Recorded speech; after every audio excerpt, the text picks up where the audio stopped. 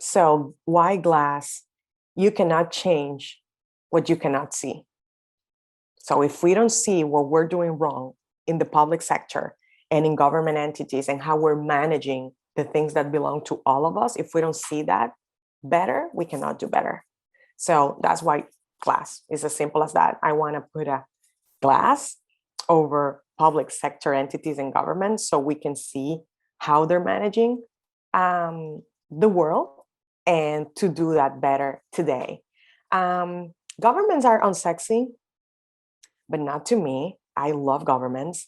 And just as a reminder, governments are the biggest decision makers in the world, determining the way we live and our opportunities to thrive, from education, transportation, healthcare. Even if you have private access to all these things via private sector, all these entities depend on government regulation, government policy, or government decision making. But to go to the more granular level, governments are also the largest purchasers in the world. And imagine for a second that the largest purchasers in any jurisdiction, any region, any city, any country in the world don't have access to the simplicity and the tools that you and I have to live our day-to-day lives. They don't. They use 1980s software.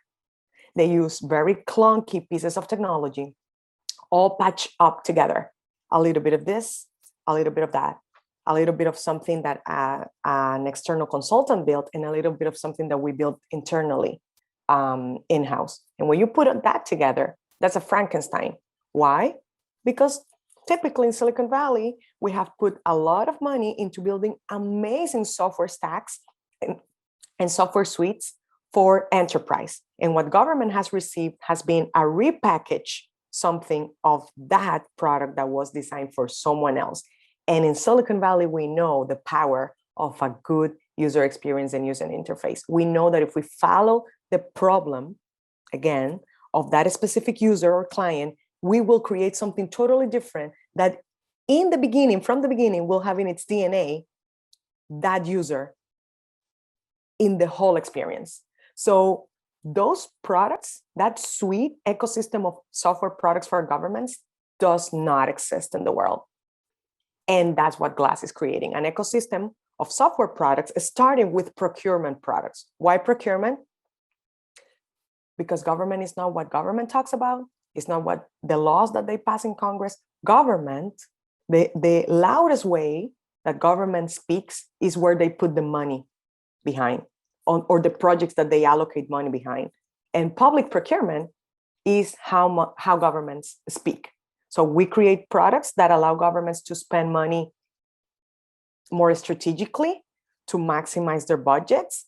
And one of our latest discoveries is that governments, I would say, is the largest market that Silicon Valley hasn't cracked. So it's a 16 trillion, I'm not even making an effort here. It's a $16 trillion global market that depends on private sector. We need to buy goods and services.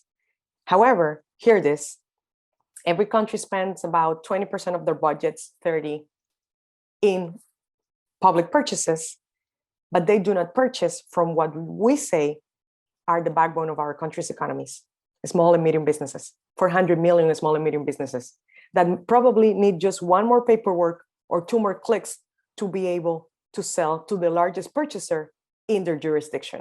So we create platforms that connect the largest purchaser in the world to the backbone of our country's economies. It's like no brainer, right?